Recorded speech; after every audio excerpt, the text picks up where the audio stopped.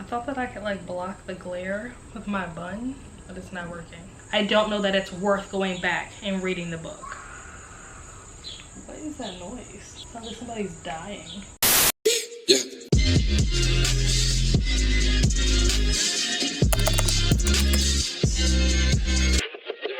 Hello and welcome back, or welcome to my channel if you are new here. Today I'm going to be doing another episode of the Read It or Watch It. I don't remember when the last time was that I did one of these. It's been a while, but this is episode 2.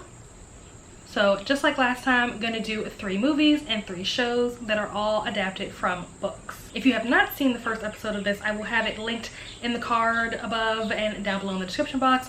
Also, please don't mind all of the nature sounds. Hopefully it's like kind of like soothing and like a vibe.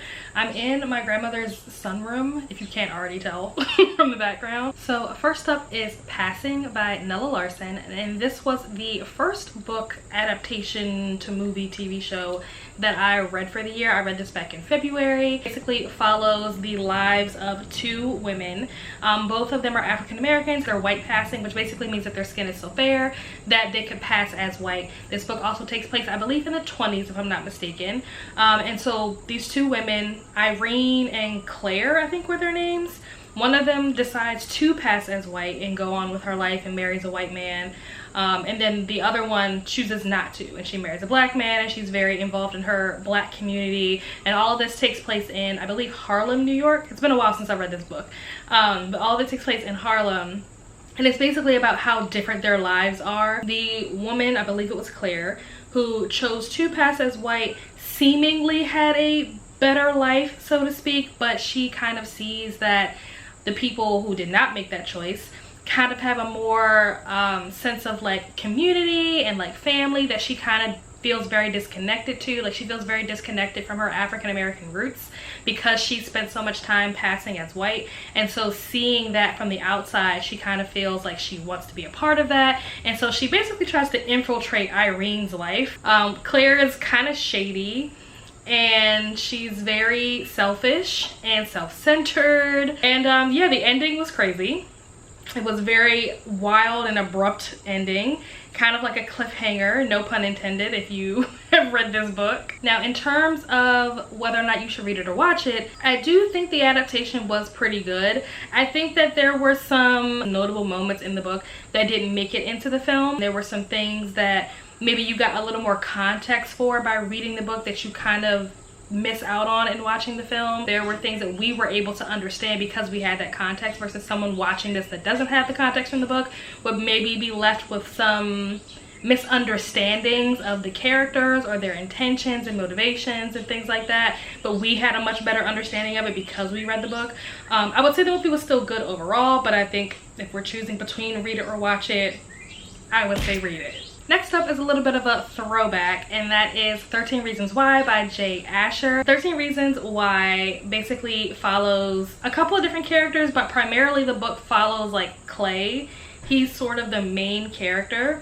Clay's friend Hannah decides to end her life, and she leaves behind a series of tapes, like literal like cassette tapes, and each cassette tape, or you know, front and back, if you know anything about cassette tapes, you know they have an A side and a B side. So each side has someone's story on it, and each story is basically her explaining why that particular person, whoever's tape it is, led her to the decision to end her life. Even though Clay is like the main character because he's the one that has the tapes in his possession, the story is very much about Hannah and about Hannah's interaction with a bunch of other characters. You go through a series of like different locations because she not only provides the tapes with all the information, all the stories, but I think she also gave them like a map or something of like the different places in town where certain events in the stories take place.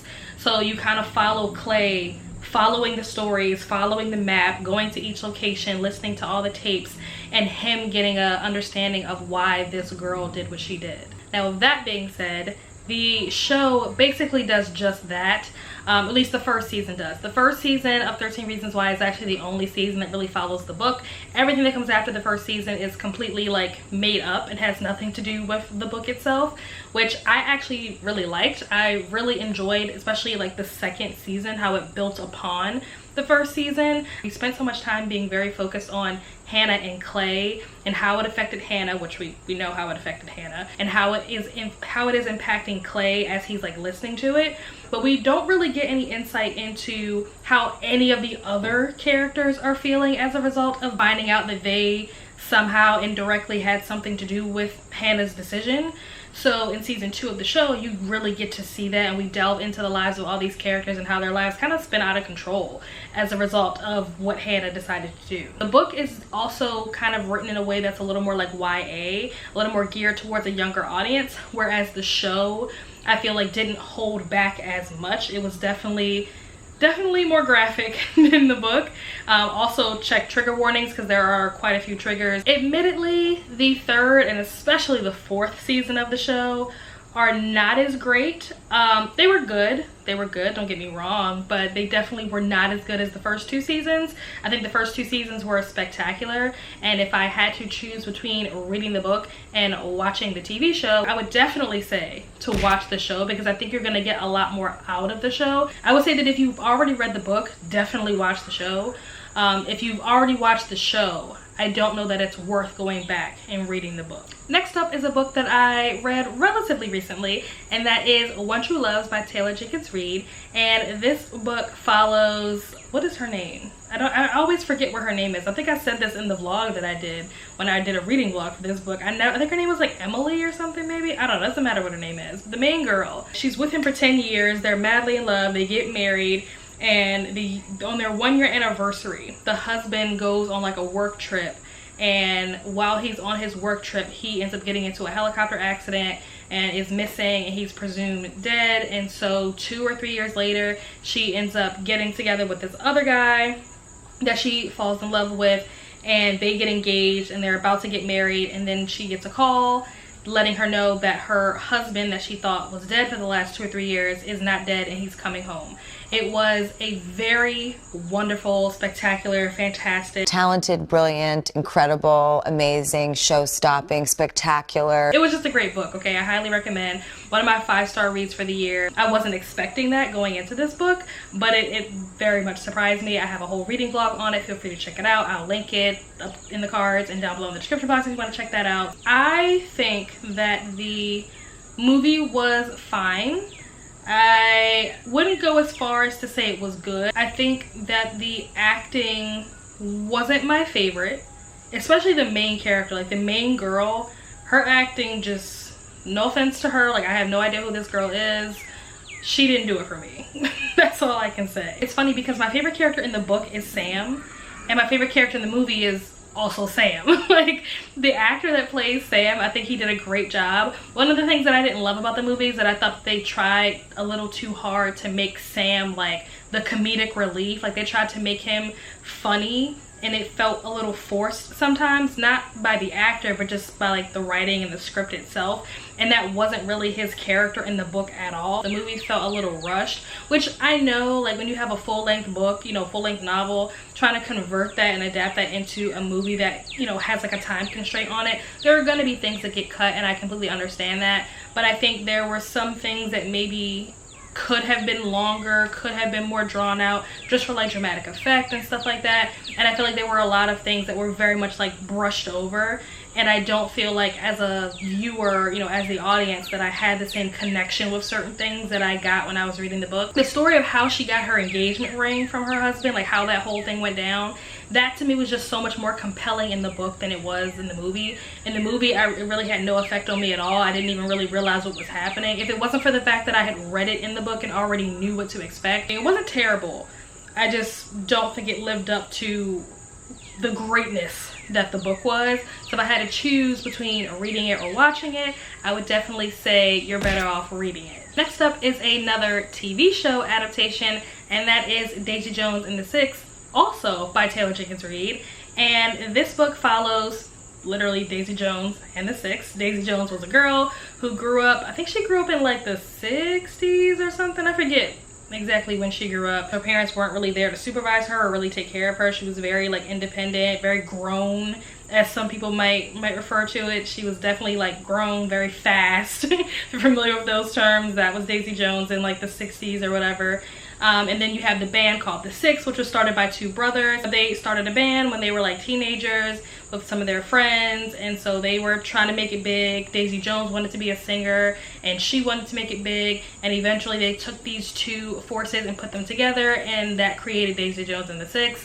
Obviously there's a lot of stuff that happens in between and after that, but that's kind of like the gist of the story. Daisy Jones is very much free-spirited, very effortless. If I had to describe her like in today's context, I would say she very much gives me like Serena Vanderwoodson vibes. Like if you watch Gossip Girl, like very much like effortless, doesn't really have to try too hard, but kind of has everything handed to her without having to really do much to earn it. But she is also talented at the same time, so she kind of takes advantage of that. She is very much an addict. That was definitely a big part of her storyline. The six members of the band, they all have their own individual, you know, things that are going on. There are two members of the band that are like hooking up, and so they're trying to keep that a secret. There's another member of the band who's like the lead singer, and he's married and has a kid, and he's trying to like do the right thing for his family, but also like he's a rock star, so like it's kind of hard to do the right thing and be a family man when you're on the road and touring. There was a lot of like kind of internal disagreements and conflicts and fighting and stuff, so you kind of get the behind the scenes of what it was like to be in a rock band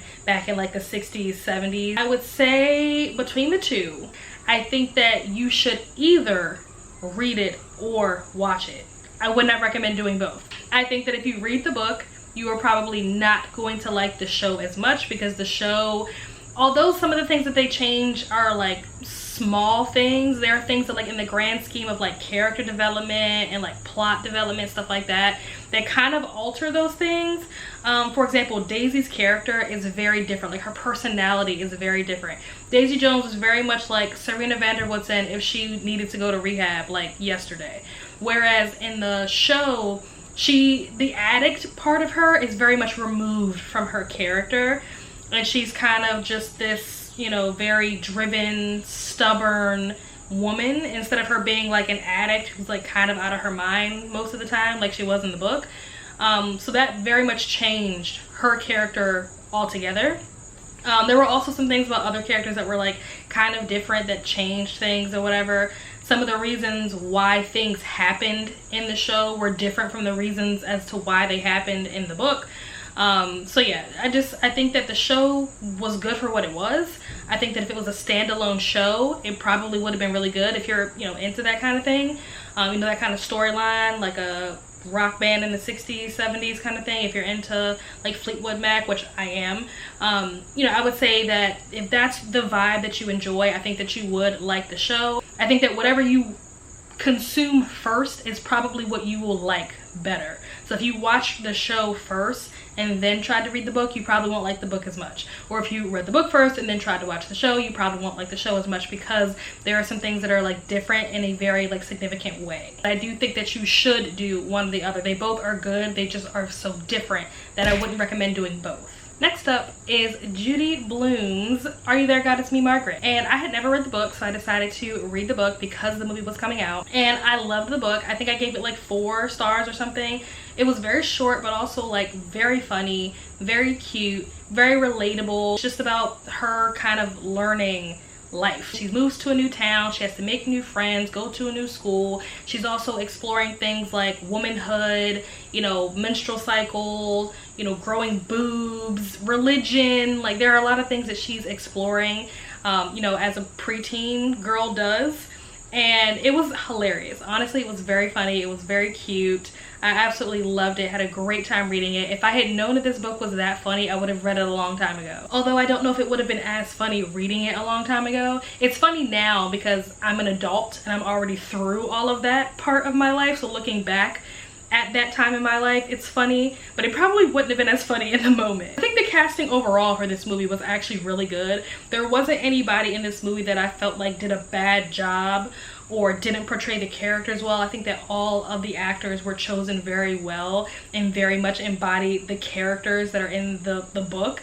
So casting director did wonderful. Although the book was fantastic and I absolutely loved it, the movie was equally good. And I also liked the fact that in addition to the regular story that you get from the book, the movie also incorporates, you get like a little bit more of like the parents and the adults in the story. There was a scene towards like the beginning of the movie or like middle of the movie where Rachel McAdams is like talking about why, or her character is talking about why she doesn't have a relationship with her parents.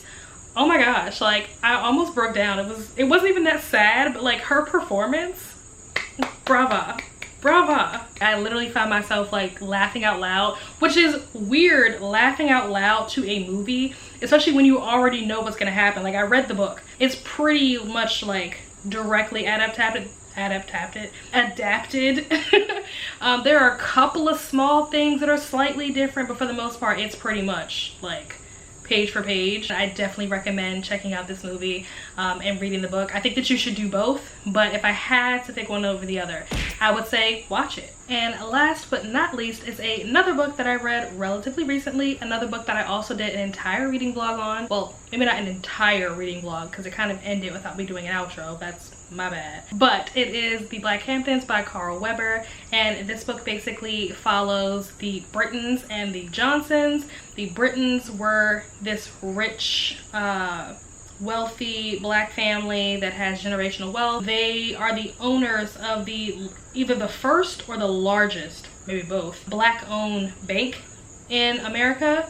And then you have the Johnsons, who recently came into money because Anthony Johnson started his own tech company and has been very successful at that. And so he is now moving to the same neighborhood in the Hamptons as where the Britons are. A new piece of property comes up, you know, real estate comes up, and the Britons want it, the Johnsons want it, and it's basically a fight to the death between the two families, going back and forth, trying to negotiate with each other, sabotage each other. Like, it's kind of a little bit of a mess. And then there's also a lot of other things going on with like different side characters. There's a lot of family drama. There's just a lot happening in this story. Again, like I said, I did a whole reading vlog on this, so you can go check that out if you want to. It was funny, it was interesting, it was drama. It kind of had you like on the edge of your seat, just wanting to know what was gonna happen next. You know, like I said, a lot of sabotaging going on, a lot of secrets and hidden things being uncovered, and people manipulating, and it was just great. The other thing that I love about this story is that the mastermind of all of the schemes is the matriarch of the Britton family. So I just love that it was like a woman calling the shots. Like, I just love that for her. I think the book could have been longer, which is crazy to say because most times I feel like people complain that books are too long, but I actually felt like this book was a little bit too short. I feel like there could have been room for some further development, either of characters or plot lines. But this was adapted into a TV show on BET Plus. Now, it was a mini series, so I believe there's only 4 episodes. Don't get me wrong, the show was good, but with it only being 4 episodes, it was so short, and so it kind of felt like it rushed over some things. I thought the cast for the Black Hamptons was very well done. In terms of them embodying these characters. If you want to be able to live in the moment, I would definitely recommend reading the book. If you just want like the quick and dirty rundown, like let's just knock it out, boom, boom, boom, just give me the highlights, then I would say check out the show. I personally think if you had to choose between reading it or watching it, I would recommend reading it, which obviously comes as no surprise. But yeah, I think it was a really great story. They both end with a cliffhanger. That is one thing that I will say. So if you are not a fan of like cliffhanger endings, maybe you should wait. But yeah, those are all of the books and shows / movies and my thoughts on whether or not I think you should read them or watch them or both or neither. Let me know down below if you have read any of these books or if you've watched any of these adaptations. Let me know what you prefer. Let me know also if you have any ideas for future books that I should read or shows that I should watch that have been adapted from books. Let me know that down below in the comments. Be sure, if you have not already, to hit that like button if you enjoyed this video. That helps me out so much. And subscribe if you are not already subscribed. And I will see you guys in the next video. Bye.